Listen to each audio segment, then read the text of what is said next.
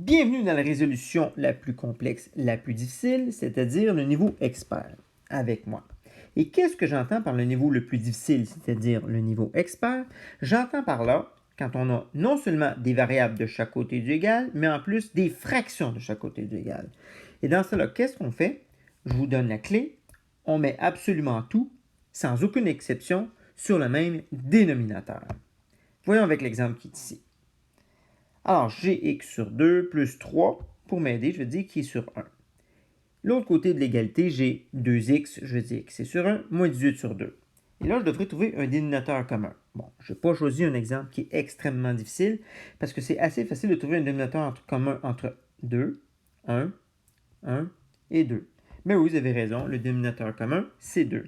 Alors lui, le x sur 2, il était déjà sur 2, je n'y touche pas. Le 3, lui, puisqu'il était sur 1, si je vais le mettre sur 2, j'ai multiplié par 2. Rendu en haut, j'ai 6. De l'autre côté de l'égalité, lui était sur 1. Pour le mettre sur 2, j'ai multiplié par 2. Rendu en haut, le 2x, il devient 4x. Et le moins 18 sur 2 était déjà sur 2, donc je n'y touche pas. Pourquoi est-ce que je me suis donné cette peine-là? C'est parce qu'en mathématiques, on a réalisé que quand tout, absolument tout sans exception, était sur le même dénominateur, je pouvais tout simplement éliminer le dénominateur et me concentrer seulement sur ce qui se passait au numérateur, c'est-à-dire garder le x plus 6 quand s est égal au 4x moins 18. S'il y en a qui veulent la démonstration mathématique de ça, on va prendre cette ligne-là ici, puis je vais l'écrire différemment. Comme x sur 2 plus x sur 2, c'est comme si j'avais tout le x plus 6, tout ça sur 2, comme ça.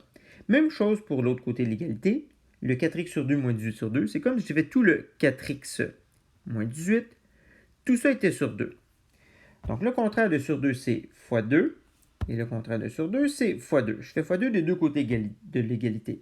De sorte que le fois 2 sur 2, fois 2 sur 2, ça disparaît. Qu'est-ce qui me reste?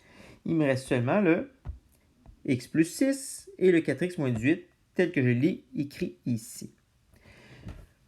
Je me retrouve dans une situation que j'ai déjà connue dans une capsule précédente, c'est-à-dire du x des deux côtés de l'égalité. Je vais tout déplacer du même côté de l'égalité en déplaçant le côté qui en a le moins.